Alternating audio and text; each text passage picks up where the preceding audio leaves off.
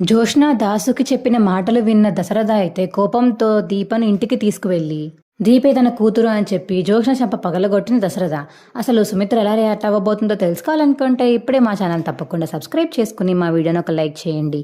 పక్కనే ఉన్న గంట సింబల్ మీద క్లిక్ చేసి నోటిఫికేషన్స్ ఆల్లో పెట్టుకోండి. అప్పుడే మేము చేసే వీడియోలు మీకు రోజు వస్తాయి. ఏంట్రా దాసు, నీ కూతురు ఇలా మాట్లాడుతుందేంటి? అసలు దాని బుద్ధులు ఇలా మారిపోయాయేంటి అనిక దశరథ అంటుంటే, తన బుద్ధులు ఎప్పుడు అంతే అన్నయ్య, ఇప్పటిదాకా నువ్వు ఎప్పుడు చూసుండవు, అందుకని ఇప్పుడు ఆశ్చర్యపోతున్నావు. ఆల్రెడీ నన్ను చంపడానికి 2-3 సార్లు ట్రై చేసింది, దీపాన్ని చంపడానికి కూడా ట్రై చేసింది, తనని తక్కువ అంచనా వేయకూడదు అన్నయ్య అనిక దాసు అంటుంటే, అది కాదురా, నేను ఇప్పుడు మా దీపాన్ని కాపాడుకోవాలి కదా, నా దీపాన్ని కాపాడుకోవాలంటే నేను జోష్న గురించి బయట పెట్టాల్సిందే అందరి ముందు. అప్పటిదాకా జోష్న గుట్టులా సాగుతూనే ఉంటుంది. అది కాదన్నయ్య, ఇప్పుడు కానీ దీపా గురించి బయట పెడితే జోష్న చనిపోయినా సరే తర్వాత ఎలా అయినా సరే దీపాన్ని చంపుతానని బెదిరిస్తుంది కదా, ఇప్పుడు ఎలా చెప్తావా అన్నయ్య అని చెప్పేసి దాసు దశరథ మాట్లాడుకుంటుంటే, దాన్ని ఏదో ఒకటి చేసుకొనివ్వరా, నా కూతుర్ని కాపాడుకోవడం నా బాధ్యత, నేను ఖచ్చితంగా నా కూతుర్ని నేను కాపాడుకుంటాను, ఎలాగైనా కాపాడుకుని జోష్న గుట్టు బయట పెడతాను అనిక దశరథ అయితే వెళ్ళిపోతుంటే, అయ్యో అన్నయ్య అన్నయ్య అనిక దాసు అయితే గట్టిగా పిలుస్తూ ఉంటాడు. దశరథ పట్టించుకోకుండా వెళ్ళిపోతాడు ఇక దీప దగ్గరికి. అయ్యో, జోష్న గురించి ఏమీ తెలియకుండా అన్నయ్య తొందరపడుతున్నట్టున్నాడు, ఈ విషయం కార్తీక్కి చెప్పాలి. సరే అన్నయ్య ఎలాగో అక్కడికే వెళ్తున్నారు కదా, వెళ్ళనిచ్చాక అప్పుడు చెప్తాను కార్తీక్కి వెళ్ళి అని చెప్పేసి దాసు అయితే మనసులో అనుకుంటాడు. ఇక దశరథ అయితే దామ దీప దా అని చెప్పేసి దీప చేపట్టుకుని లాక్కుని తీసుకువెళ్ళిపోతాడు బయటికి. మావయ్య ఎక్కడికి మావయ్య, ఏంటి మావయ్య అని కార్తీక్ ఎంత పిలిచినా ఇంకా పలక్కుండా అయితే దశరథ అయితే తీసుకువెళ్ళిపోతుంటే, మావయ్య ఆగు మావయ్య అని కార్తీక్ అంటాడు. ఇక కార్తీక్ మాటలు వినకుండా దీపాన్ని కారులో ఎక్కించుకుని దశరథ అయితే అక్కడి నుంచి తీసుకువెళ్ళిపోతాడు. అప్పుడే దాసు వస్తాడు. ఏంటి మావయ్య ఇది, ఏంటి దీపను అలా తీసుకువెళ్ళిపోతున్నారు, ఏమైంది? అది కాదురా, ఇప్పుడు ఇక్కడికి జోష్న వచ్చింది, జోష్న నేను ఇద్దరూ మాట్లాడుకోవడం విన్న అన్నయ్య ఇలా రియాక్ట్ అవుతున్నారు.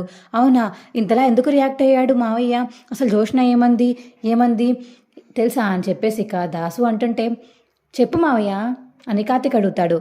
ఏంటి, ఏం చెప్పాలరా నీకు, చాలా దారుణంగా మాట్లాడింది.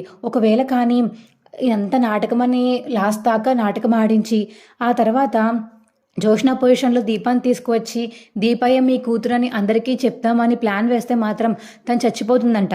తను చచ్చిపోవడమే కాకుండా తను చనిపోయే 5 నిమిషాల ముందు దీపాన్ని చంపేస్తానని చెప్పేసి బెదిరిస్తుందిరా.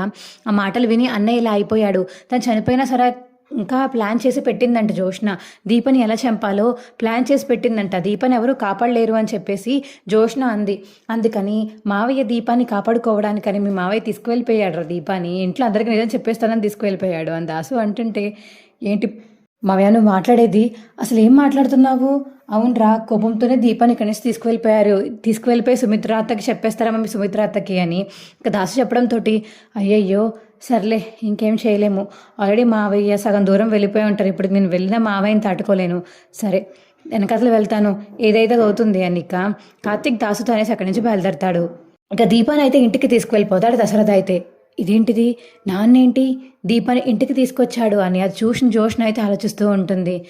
ఏది పిలండి, అందరూ బయటికి రండి అనిక దశరథ ఇంట్లో వాళ్ళందరినీ గట్టిగా పిలవడంతో ఇంకందరూ బయటకు అయితే వస్తారు.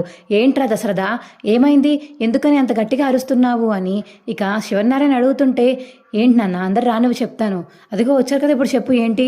ఏం లేదు నాన్న, ఎన్ని రోజులు రాబందులాగా ఒకళ్ళు మన ఇంట్లోనే తిరుగుతూ పైకి మాత్రం చిలకలాగా చాలా బాగా నటించారు, వాళ్ళ గురించి ఇప్పుడు బయట పెట్టాలని దీపాన్ని తీసుకొచ్చాను అని ఇక దశరథ అంటుంటే, ఇదేంటి నాన్న చెప్తున్న మాటలు ఏవో నాకే సింక్ అయ్యేలా ఉన్నాయి, ఏంటిది, ఏమై ఉంటుంది, నాన్నకు కానీ నిజం తెలిసిపోయిందా ఏంటి అని చెప్పేసి జోష్న అయితే మనసులో అనుకుంటుంది.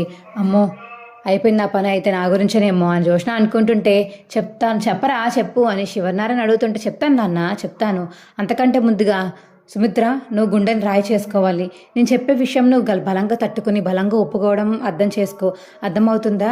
అదేంటండి, ఏ విషయం గురించి మాట్లాడుతున్నారు? పర్లేదు మీరు చెప్పండి, నేను ధైర్యంగానే ఉన్నాను, మీరు ఏ విషయం చెప్పినా నా గుండె తట్టుకోగలుగుతుంది అండి అని చెప్పేసి ఇక సుమిత్ర అండంతో, సరే దానికోసం చెప్తున్నాను విను, దీపే మన అసలైన కూతురు, మన సొంత కూతురు అని చెప్పేసి ఇక దశరథ చెప్పడంతో, డాడీ ఏం మాట్లాడుతున్నారు, నేను ఉండగా ఎవరినో తీసుకొచ్చి మీ కూతురని మాట్లాడతారేంటి అని ఇక జోష్న అంటుంటే, నోరు ముయ్యవే అని చెప్పేసి ఇక జోష్న చెంప పగలు కొడతాడు దశరథ అయితే.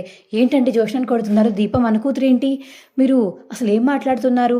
అవును చాలా జరిగాయి. మొత్తం అన్నీ చెప్తాను. కానీ ఇప్పటికి చెప్పడానికి మాత్రం నేను చెప్పేది ఏంటంటే, దీపే మన సొంత కూతురు. చిన్నప్పుడు చాలా జరిగాయి.